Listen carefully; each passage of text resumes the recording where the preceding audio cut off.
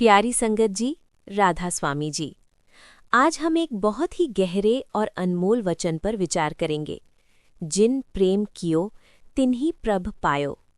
आज के इस वीडियो में हम समझेंगे असली प्रेम क्या है, क्यों सिर्फ प्रेम से ही प्रभ मिलते हैं और हम अपने जीवन में इस प्रेम को कैसे ला सकते हैं। संगत जी, ये सिर्फ एक लाइन नहीं है, ये पूरी आध्यात्मिकता का सार है। जब हम प्रेम शब्द सुनते हैं तो हमारे मन में रिश्ते, लोग, उम्मीदें आ जाती हैं। लेकिन यहाँ जिस प्रेम की बात हो रही है वो दुनियावी प्रेम नहीं है। दुनियावी प्रेम हमेशा शर्तों पर टिका होता है कि अगर तुम ऐसा करोगे तो मैं तुमसे प्रेम करूँगा। लेकिन सच्चा प्रेम बिना शर्त, बिना उम्मीद, बिना स्वार्थ, यही प्रेम हमें प्रभु के करीब ले जाता है। संगत जी, एक बहुत गहरी बात है। जब तक हमारे अंदर मैं है, अहंकार है, तब तक भगवान का अनुभव नहीं हो सकता। जहाँ मैं है वहाँ वो नहीं, जहाँ वो है वहाँ मैं नहीं।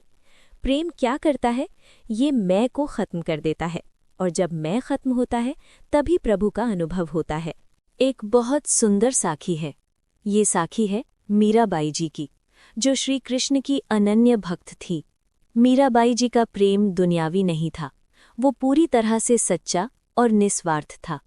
उनके परिवार ने उन्हें बहुत रोका, यहाँ तक कि उन्हें जहर तक दिया गया। लेकिन संगत जी, उनका प्रेम जरा भी नहीं बदला। उन्होंने हर परिस्थिति में सिर्फ एक ही नाम लिया, श्री कृष्ण। ना शिकायत, न गुस्सा, बल्कि उनका प्रेम और गहरा होता गया, और अंत में वो अपने प्रभु में ही लीन हो गईं। इस साखी से सीख। अब सोचिए, अगर प्रेम सच्चा हो तो क्या वो परिस्थितियों से बदल सकता है? नहीं संगत जी, सच्चा प्रेम कभी नहीं बदलता। वो हर हाल में एक जैसा रहता है। अब सवाल आता है, हम इस प्रेम को अपने जीवन में कैसे लाएं? 1. सिमरन या ध्यान। जब हम सिमरन करते हैं, मन शांत होता है और अंदर प्रेम जागता है। बाबा जी कहते हैं, प्रेम कोई सीखने की चीज नहीं, ये अंदर से जागने वाली भावना है। 1. खुद को बदलना शुरू करें। हम अक्सर चाहते हैं कि सामने वाला बदले, लेकिन सच्चा प्रेम वहीं शुरू होता है जहां हम खुद को बदलना शुरू करते हैं। बाबा जी कहते हैं, अगर आप दुनिया को बदलना चाहते हैं तो पहले खुद को बदलो। जब हम अपने अंदर झांकते हैं तो हमें पता चलता है कि हमारा प्रेम अक्सर स्वार्थ से भरा होता है। 2. मैं को धीरे धीरे खत्म करें। संगत जी, प्रेम का सबसे बड़ा दुश्मन है अहंकार यानी ईगो। मैं सही हूँ, मुझे ही क्यों झुकना पड़े। यही सब बातें हमें सच्चे प्रेम से दूर कर देती हैं। बाबा जी कहते हैं, जहाँ मैं है वहाँ प्रेम नहीं ठहर सकता। जब आप मैं को छोड़ देते हैं तो प्रेम अपने आप बहने लगता है। 3. बिना उम्मीद के प्रेम करना सीखें।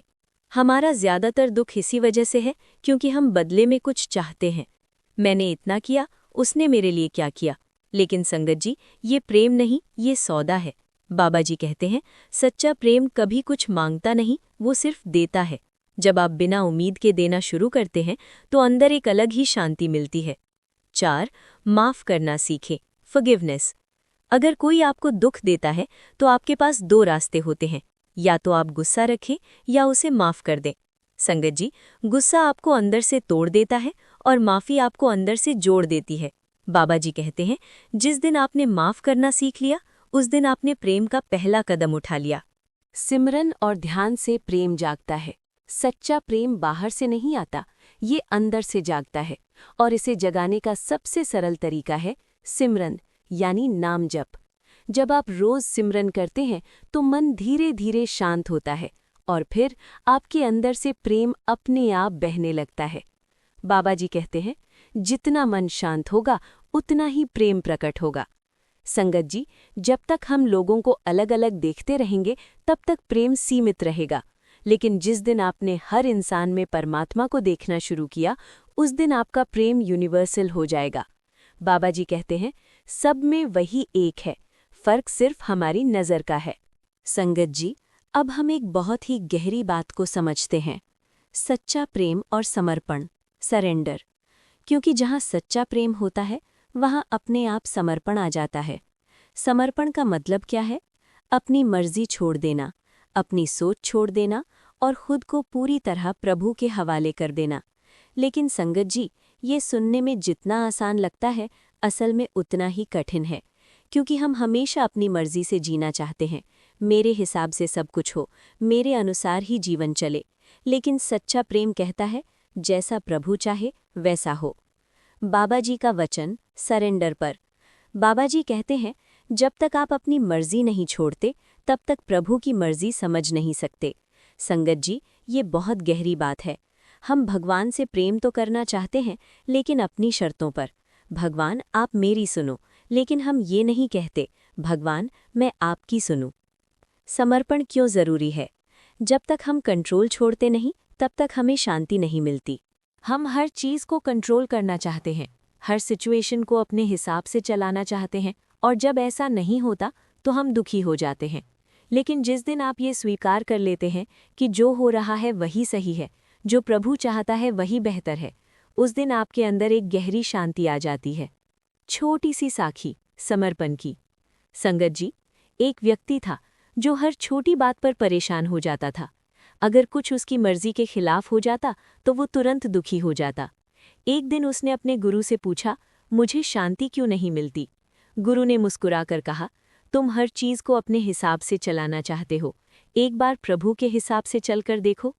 उस दिन के बाद उसने धीरे धीरे अपनी मर्जी छोड़नी शुरू की, और संगत जी, कुछ ही समय में उसके जीवन में शांति आ गई। जब प्रेम और समर्पण दोनों मिल जाते हैं, तब इंसान को कुछ पाने की जरूरत नहीं रहती, क्योंकि वो खुद ही प्रभु के करीब पहुंच जाता है।